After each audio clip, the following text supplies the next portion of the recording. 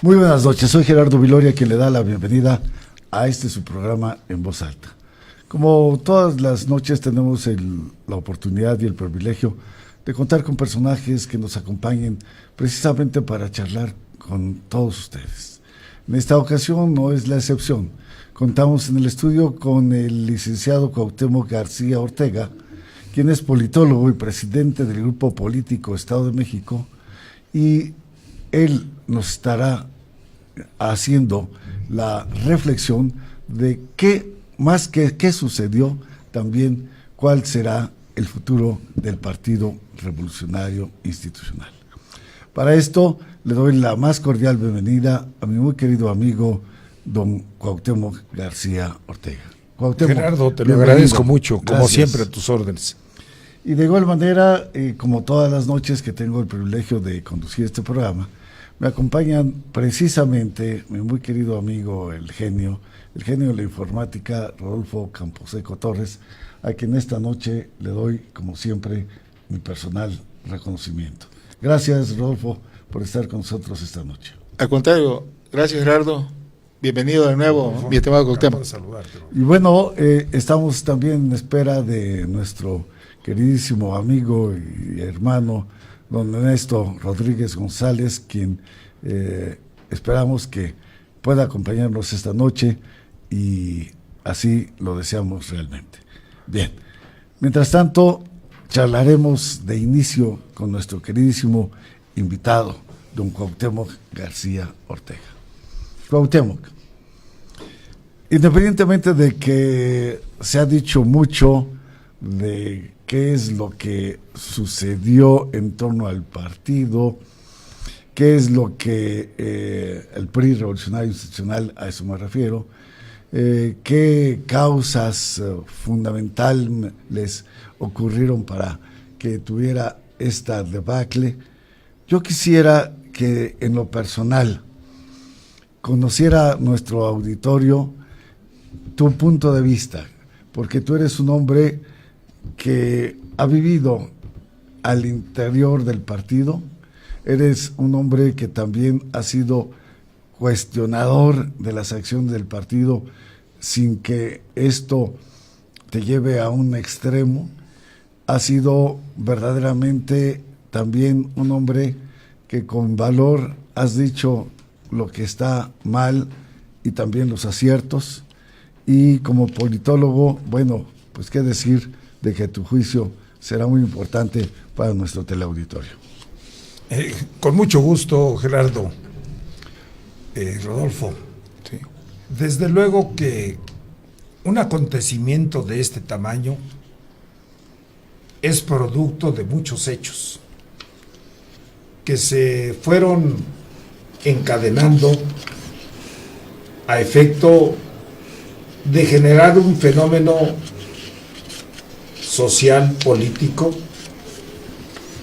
que lleva el nombre de Andrés Manuel López Obrador. Y en paralelo, otro fenómeno social que se llama irritación de la sociedad. Dos fenómenos que forman parte del mismo cuerpo. Dos fenómenos que son la misma sociedad. La sociedad que requiere de expectativas, de un proyecto de nación que le dé oportunidades a todos durante un largo proceso de 18 años. Andrés Manuel López Obrador estuvo formulando respuestas, la solución a la crisis del país, desde la primera ocasión en que compite hasta esta última. 18 años que fueron de campaña permanente, de todos los días. En la historia política contemporánea, no existe un antecedente de un político que se haya dedicado a hacer esta tarea durante 18 años de manera permanente, compitiendo entre las 3 etapas.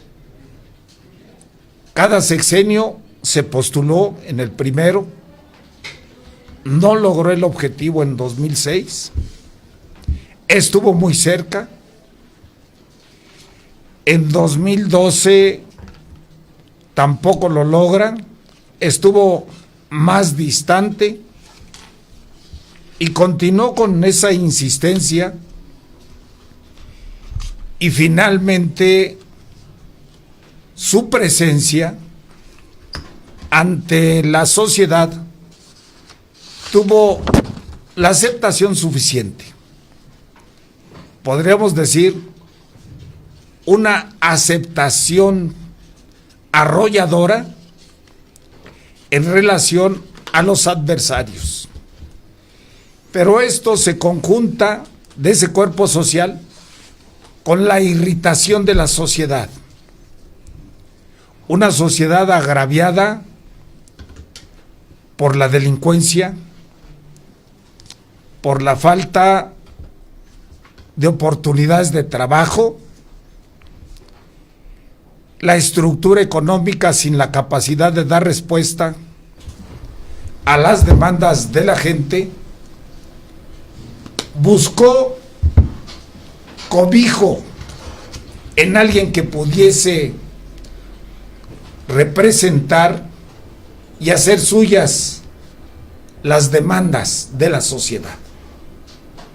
Y ante esta coyuntura de mayor crisis,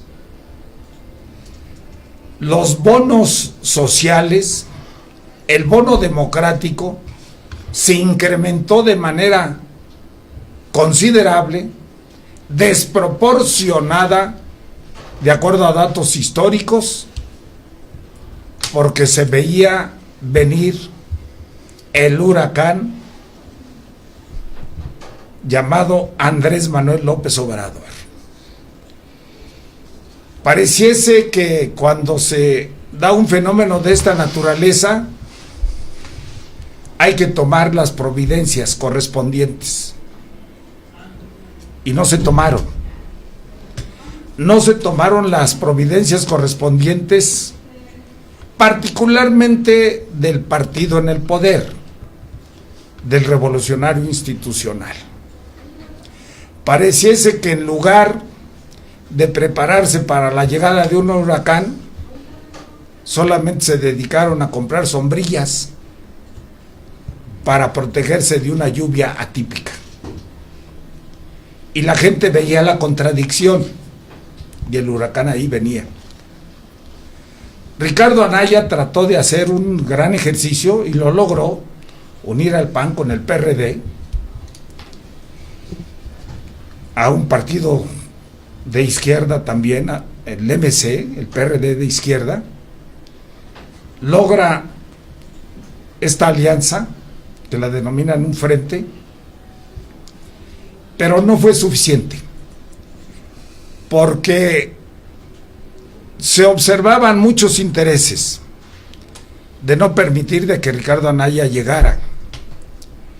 Se fracturó el PAN, porque no llegó Margarita Zavala. Buena parte de senadores de Acción Nacional se van al PRI, y buena parte de perredistas se van a Morena, si no es que la gran mayoría. Entonces ese gran proyecto nació muerto, el de Ricardo Anaya, por la fractura de Acción Nacional, de los dos grandes partidos y de la Revolución Democrática.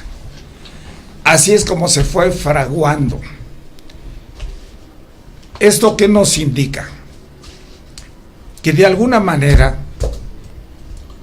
subyace la sospecha del acuerdo,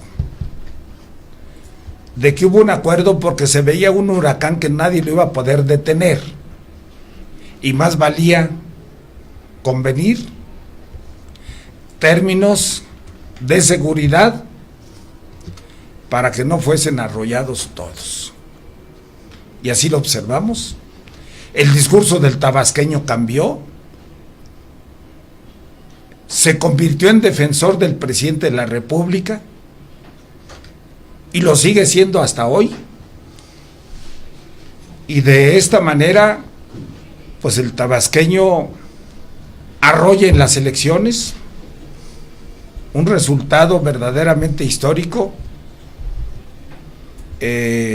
Vota más del 63% de la lista nominal, y de esa votación Andrés Manuel se lleva más del 53%. O sea, algo verdaderamente inusitado. Y ese famoso segundo lugar que se peleaba entre Anaya y Meade, pues finalmente lo que ya habíamos planteado aquí en una ocasión, de que ese segundo lugar era de Anaya.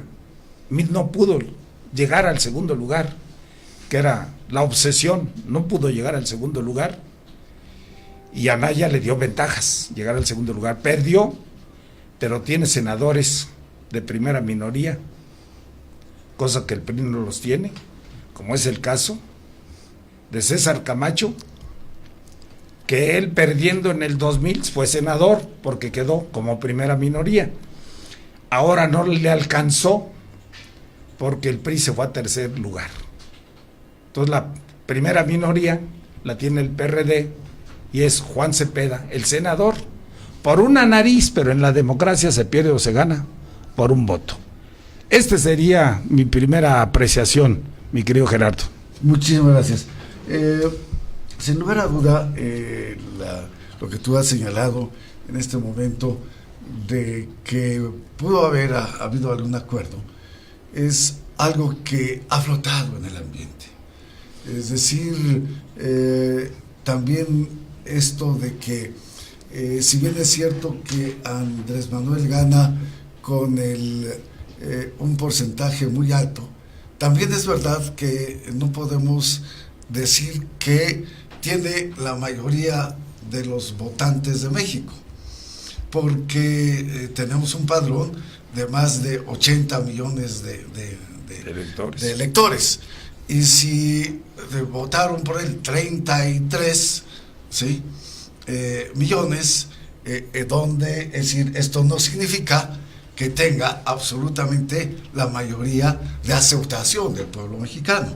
Lo tendrá en el contexto de la votación, pero no en el contexto también de una gran mayoría del pueblo mexicano, hayan votado o no hayan votado. Tienes toda la razón, porque efectivamente, si lo vemos desde esa perspectiva, 56 millones no votaron por él. Así es. Sumando los que se abstuvieron de votar y los que no votaron por él. Así es. Porque por él, pues solamente votaron 33 millones de una lista nominal de 89 millones. Así es. Entonces, desde luego, la gran mayoría no votó por él. Sí. Eso es un hecho indiscutible. Pero de la votación emitida es lo que se considera, de los que sí acudieron a las urnas, de ahí es donde obtiene Andrés Manuel ese 53%, sin duda. Y es donde Acción Nacional, Ricardo Anaya, junto con sus partidos con los que se alió, pues obtiene un 22%, y José Antonio Meade apenas alcanza el 16%. Así es. Se va a tercera fuerza José Antonio Meade, pero esto además repercute en muchos niveles que se empiezan a vislumbrar. Caso Estado de México. En el caso Estado de México, a nivel de Congreso local solamente hay un diputado de mayoría, solo un diputado. De diputados federales, de 41 diputados federales, solo ganaron 3. Entonces, de acuerdo al esquema tradicional de la gobernabilidad, de tener la mayoría parlamentaria, pues no la tiene Alfredo del Mazo. Va a tener que gobernar con acuerdos con Morena. Va a tener que gobernar o cogobernar con Higinio Martínez. que es el verdadero jefe de Morena. Vicepresidente hoy. Sí, es el vicegobernador o cogobernador, porque yo creo que no le va a gustar la de vicegobernador, porque también se siente gobernador. Se siente gobernador porque un poder, el poder legislativo, va a tener la dignidad que jamás ha tenido. Ahora, Higinio Martínez estará a la altura de esa dignidad que le da el número de legisladores. De 45 de mayoría tiene 43. ¿Está a la altura? Ojalá esté a la altura, porque la democracia se lo va a agradecer. Para estar a la altura tiene que conducirse con apego a las necesidades del pueblo del Estado de México. Y cuando hablamos del pueblo, hablamos de todos los segmentos de la población, del sector industrial, del comercial, del financiero, del sector agrario, de los campesinos con tierra, sin tierra, de los estudiantes, de todo ello. Entonces, Higinio Martínez estará a esa altura, ojalá, porque si no lo es así, van a haber serios problemas en la toma de decisiones, no solamente en materia legislativa, sino en materia de presupuesto, porque efectivamente ahora sí el legislativo va a elaborar el presupuesto, va a decidir el presupuesto, su voto pesa, de verdad, y ahora sí el legislativo efectivamente va a auditar al Poder Ejecutivo, porque si ustedes se dan cuenta, el Poder Legislativo del Estado de México jamás audita al Ejecutivo, salvo para decir que todo está en orden. Audita a los municipios y por línea, algunos que se portaron mal, darles un trato fiscal rudo. Pero ahora tendrá esa dignidad el legislativo. Ojalá los diputados de Morena lo entiendan, ojalá Higinio lo entienda y estén a la altura de lo que el Estado de México necesita. Mi queridísimo Rodolfo. Traje mi bola de cristal para consultarla. No, mira, Andrés Manuel durante cerca de 18 años manejó 3 eslogans. Uno de ellos la corrupción, la mafia del poder. Y en fechas recientes vemos que su partido crea un fideicomiso donde sangra a los beneficiados de ese fideicomiso y se lo da a legisladores y paga varias cuentas. Inclusive cosa chusca y sucede en Tabasco, ¿no? Así lo registran. El famoso tabloide de 8 hojas, etcétera, que tuvo un costo en teoría de 58,000 pesos, lo facturan en 58 millones de pesos. O sea, ¿qué tanto es tantitos ceros, no? Y estamos hablando de que no hay corrupción ahí. Él, lo clásico, dice, no soy yo, es mi gente. Hay una frase que se utiliza en ambiente coloquial: dime con quién andas y te diré quién eres. O sea, ¿quiénes te acompañan? Afortunadamente, en el gabinete propuesto tiene 3 personas que serían de valor, las otras no tengo el gusto de conocerlo.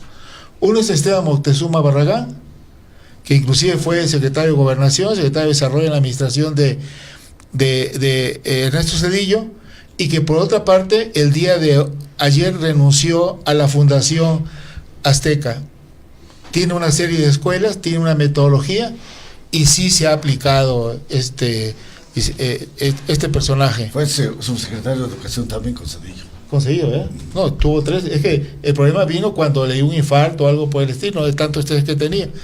Una mente brillante. Otro, y que me ha merecido mi respeto, es que yo era estudiante, Javier Jiménez Espriu, ¿no? Ese sí es un señor ingeniero y sabe. No un abogánster que anda viendo a ver cómo transamos y vemos cosas por el estilo. Y la exministra de la Suprema Corte, que tiene algunas debilidades en su manejo, de hecho ella está promoviendo legalizar la marihuana, no sé qué tipo de toques, a lo mejor piensan que el toque de queda sería otra cosa, ¿no? Aunque ese es un toque militar, ¿no? Y los demás no los conozco, ¿eh? O sea, al que creía conocer que era el secretario de Finanzas de su administración, no tiene nada que hacer en la Secretaría de Hacienda. El primero que declaró que no se iba ya el día de ayer, Andrés Manuel dijo, hasta el 4º año el gobierno bajará la gasolina. Y eso porque apareció una serie de memes cuando dicen, oigan, ya se me está acabando la gasolina, traigo un cuarto, dígame que ahora va a bajar el precio de la gasolina, ¿no? Hay una serie de compromisos que al calor de la contienda electoral se dieron, pero no creo que se cumplan. Inclusive en la sesión pasada que tuvimos aquí, traje una serie de 25 puntos que un amigo me envió, pero coincidencialmente al día siguiente aparece una publicación de Ricardo Alemán donde habla de 45, ¿no? Y dice, AMLO solo tendrá 6 años para cumplir con sus mágicas promesas. Démosle tiempo al tiempo, ¿no? Lo otro, hablan de la descentralización del gobierno para trasladar la Secretaría de Estado a diversas entidades del país. ¿Será posible tanta belleza? Aquí, por ejemplo, educación se va a Puebla.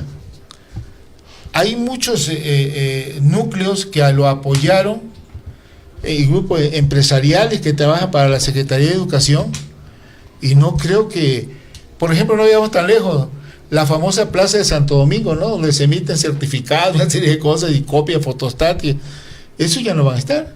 Si ya la Secretaría se va a ir en su proyecto a Puebla.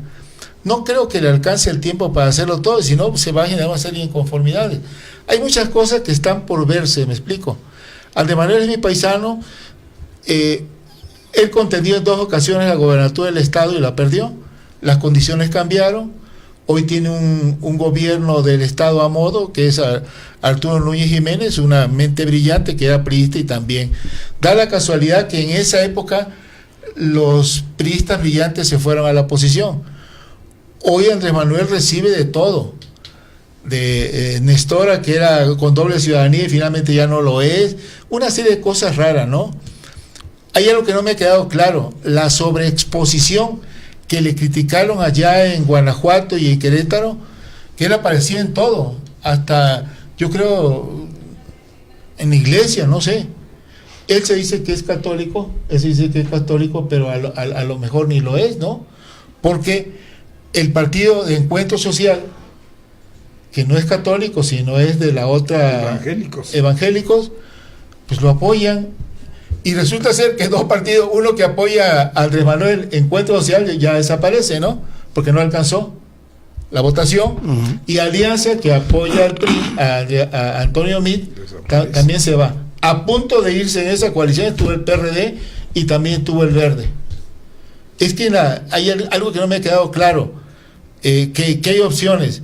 Si en la candidatura, si en la elección a la presidencia no alcanzas el 3%, tienes otra opción, que la alcances con los diputados o bien con el Senado. No sé con cuál de esas 2 opciones, tanto el PRD como el Partido Verde alcanzaron arribita del 3%, entonces pues se quedan. Hay que reformar muchas cosas, compadre, yo percibo, ¿no? Inclusive en el partido debemos tener militantes, y que la elección interna defina al militante, no que el tatuani de moda, etcétera, y no nada más digo por el PRI, todos manejan el mismo esquema, y Andrés Manuel se diga porque es el dueño de Morena, ¿no? En ese contexto, ¿tú qué opinas, queridísimo Cuauhtémoc, de lo que ha referido nuestro querido amigo y nunca bien ponderado genio? Pues mira, desde luego que considero que los partidos políticos tienen que cumplir con el mandato constitucional, que es la democracia. Y es lo que no practican al interior. A la ciudadanía nos venden el esquema democrático solo en las elecciones, con la operación que cada partido político hace. Pero los ciudadanos no decidimos quiénes deban de ser los candidatos. lo deciden los partidos políticos, y de estos los dueños de los partidos políticos. Si revisamos a los partidos políticos, todos tienen dueño, y eso es totalmente antidemocrático. ¿Por qué están muy desprestigiados los partidos políticos? Porque no han querido abrirse al interior a la vida democrática. Es el gran reto de los partidos políticos, de que permitan que la sociedad, la ciudadanía del país participe en la elección de los candidatos, para que estos puedan ser respaldados en una elección constitucional, que participe en la elección interna.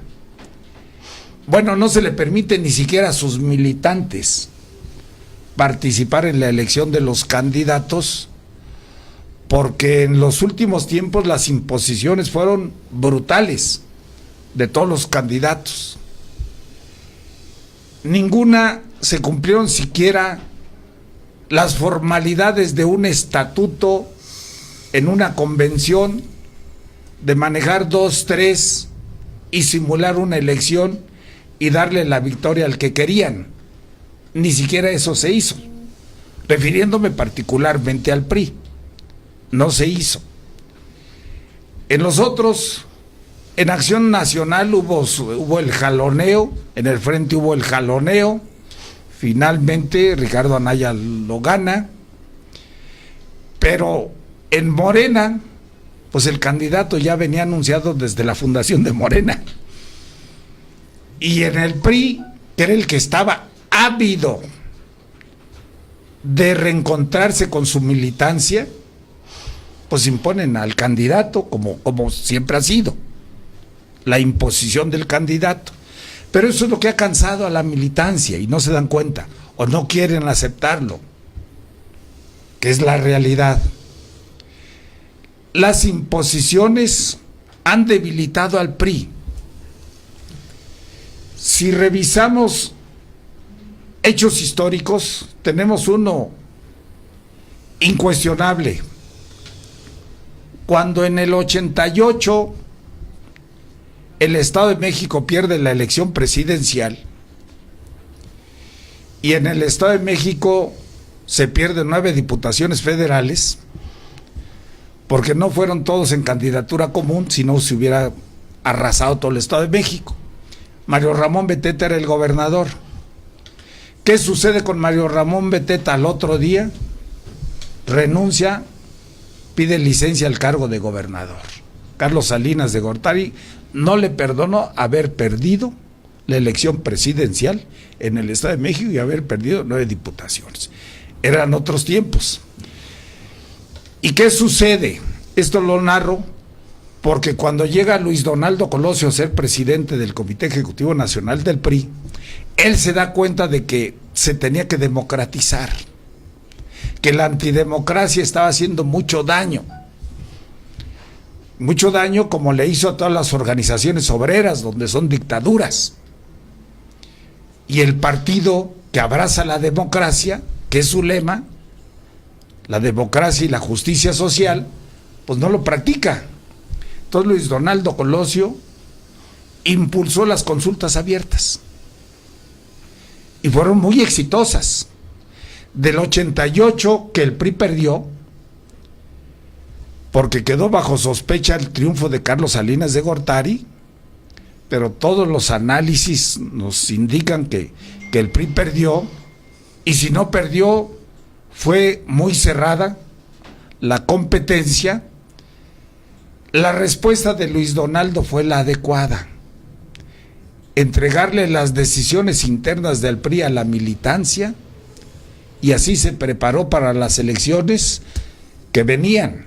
En el Estado de México, la elección del 90, donde nadie daba un céntimo por el PRI, entregándole a la militancia las decisiones para elegir sus candidatos en un proceso interno, el PRI logra recuperar y se recupera el Estado. Y Luis Donaldo Colosio continúa en el 91 todavía como presidente del Comité Ejecutivo Nacional y la elección federal la hace abierta. Por primera vez, los candidatos a diputados federales abiertos, aún en contra de los gobernadores acostumbrados al dedazo a imponer a sus amigos. ¿Y cuál es el resultado? Una victoria arrolladora que le entrega Luis Donaldo Colosio a Carlos Salinas de Gortari. Esto nos indica que la democracia al interior sí funciona, pero también afecta intereses. ¿De quiénes? Pues de los que nunca deben ser candidatos porque la gente no los quiere. Y son candidatos porque los impone su amigo, el gobernador, el presidente de la República, el secretario, el personaje influyente, el que pone y quita candidatos. ¿Y por qué pierden? Pues por eso, porque no los quiere la gente, porque son impuestos, porque ya los conoce, porque no son serios, porque no son honestos, porque no traen desarrollo, porque no traen ninguna oportunidad de bienestar. Por eso no los quieren. Por eso tuvo mucho éxito Luis Donaldo Colosio. Pero contradictoriamente a este esquema democrático que tuvo una acogida nacional enorme por parte no solamente de la militancia priista, sino de toda la sociedad, pues se vuelve a retomar el esquema de la imposición de los candidatos. Y después de la muerte de Luis Donaldo Colosio, que se muere un proyecto democratizador al interior del PRI y del país, con toda seguridad, pues dio paso el autoritarismo y la imposición en todo México. Y no quisieron escuchar el llamado del 88. Y ya en el Estado de México, en el 96, se pierden 49 municipios, cosa que jamás había sucedido. Y en el 97 se pierde la elección federal. Y en el 2000 se pierde la presidencia de la República. Bueno, si con todo esto no quieren entender que la única medicina que puede sanar al PRI es la democracia al interior, pues es que realmente no lo quieren salvar, porque es la única manera. Y si quieren salvar al PRI en esta etapa, tienen que abrirse a una elección del Comité Ejecutivo Nacional, de los comités directivos estatales, de los comités municipales, pedirle perdón a la militancia agraviada y entregarles las decisiones para que estos determinen quiénes van a ser sus dirigentes y quiénes serán sus candidatos, y van a ver cómo al PRI así se recupera. De otra forma, lo veo muy difícil. Yo veo aquí algo muy interesante, he escuchado con toda atención lo que nos dice Cuauhtémoc, y ha hecho un análisis muy claro, muy preciso históricamente, en el sentido de cómo se va a restaurar o cuál es el futuro del PRI, que es el tema fundamental. Sí, pero aquí lo más importante que yo percibo es, yo diría, ¿qué cosa tienen que hacer los partidos políticos para que exista una democracia adecuada aquí en el país? Porque existe un desorden tremendo, y ahorita tú lo has comentado, mi querido hermano, a río revuelto, ganancia de pescadores. Pero el Estado ya tiene sus fines fundamentales, tiene sus atribuciones que debe de hacerlo, y son tres los poderes que deben de regularizarse, y lo mencionaste tú también. El Ejecutivo tiene todo lo administrativo, que son las secretarías de Estado, para ver cómo se van a resolver los problemas del país en todos los aspectos. Pero el Congreso de la Unión sí está complicado en ese sentido, porque ya hay un mayor número tanto de senadores como de diputados federales de Morena. Pero no hay que olvidar que no es Morena en sí, sino han sido seleccionados de toda la sociedad, de diferentes partidos políticos y de diferentes formas de actuar, y también su historia personal de cada uno de los candidatos. Y aquí me llama la atención algo muy importante que mencionó mi querido hermano Gerardo. Sí está representando el presidente de la República electo ahora, pero es un porcentaje mínimo y es una mayoría relativa, no es una mayoría absoluta. Por eso no puede tener una solución a todo lo que planteó, porque los planteamientos que hizo son promesas de campaña, y en las promesas de campaña se va más allá de una realidad. Ese es el problema que se tiene. Queridísimo hermano, desafortunadamente el tiempo se agotó. Yo quisiera rogarte lo siguiente: comprometerte para que el jueves 29 No, 19. Jueves 19. Nos acompañes para justamente ya quedarnos en el esquema de lo que hoy apenas nos diste una probadita. El futuro del PRI. Es decir, deberá refundarse, deberá continuar así. ¿Qué sucederá si continúa en este contexto? ¿O qué es lo que la sociedad espera para poder realmente lograr una oposición digna que todo equilibrio democrático requiere? ¿Te parecería? Encantado, Gerardo. Sí. Sin lugar a dudas, este es un tema que da para mucho, porque apenas empieza el análisis de todo lo que significa un partido histórico, el partido más sólido en nuestro país y que esté viviendo esta etapa donde pareciese que solo falta un soplido para que desaparezca. Así es. Pues queda compromiso con nuestra teleaudiencia. Quedamos en firme. Muy claro bien. que sí, Gerardo. Pues muchísimas gracias una vez más, queridísimo Cuauhtémoc. Muchas gracias, querido hermano. Se te extrañó en el inicio del programa, lo señalamos. Gracias por estar con nosotros como siempre, queridísimo hermano Ernesto. Sabemos que son los problemas que se presentan ahora por el tránsito de vehículos. Y muchísimas gracias, como siempre, estimado Rodolfo. Muchas gracias a ti, gracias, Cuauhtémoc. Y una vez más, su amigo Gerardo Viloria les agradece el haber estado con nosotros esta noche en su programa En Voz Alta. Que tengan la mejor de las noches y por lo tanto el mejor de los descansos. Mil gracias. Muy buenas noches todos. Muy buenas noches.